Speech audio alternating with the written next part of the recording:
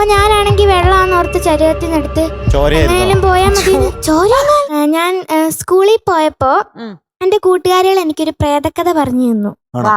എന്നിട്ട് ഞാൻ വീട്ടിൽ വന്നിട്ട് ഒരു രാത്രി 11 മണി ആയപ്പോ എന്റെ അനിയത്തി മണിക്കുട്ടിക്ക് ഈ കഥ ഞാൻ പറഞ്ഞു കൊടുത്തു. അവര് പറഞ്ഞു തന്നതിനേക്കാൾ ഇച്ചിരി കൂടെ പേടി കൂട്ടിയാ ഞാൻ പറഞ്ഞു കൊടുത്തു. ഞങ്ങള് രണ്ടുപേരും പേടിച്ചിട്ട് ഞങ്ങള് രണ്ടുപേരും പേടിച്ച് കിടക്കാനായിട്ട് മുറി ചെന്ന് കിടന്നപ്പോ തന്നെ അമ്മയ്ക്ക് വെള്ളം കുടിക്കാൻ വേണം. വെള്ളം എടുക്കാൻ ഈ പുള്ളീനെയും കൂട്ടി ഞാൻ പോയി, എനിക്കൊരു കൂട്ടിന് വേണ്ടി. എന്നിട്ട് അടുക്കളയിൽ ചെന്നു, ഭയങ്കര പേടിയാ. അപ്പൊ 2 ചരുവ ഇരിപ്പുണ്ട്. ഒരു ചരുവത്തി വെള്ളം, മറ്റേ ചരുവത്തി എന്താന്ന് എനിക്ക് അറിയില്ല.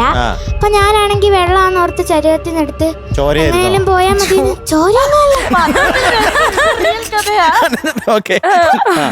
ഞാൻ വെള്ളം എടുത്ത് വായിലേക്ക് ഒഴിച്ചു. നോക്കുമ്പോ അതിനകത്ത് കടലയായിരുന്നു. കടലയോ? ആ, വെറുതെ മ്യൂസിക്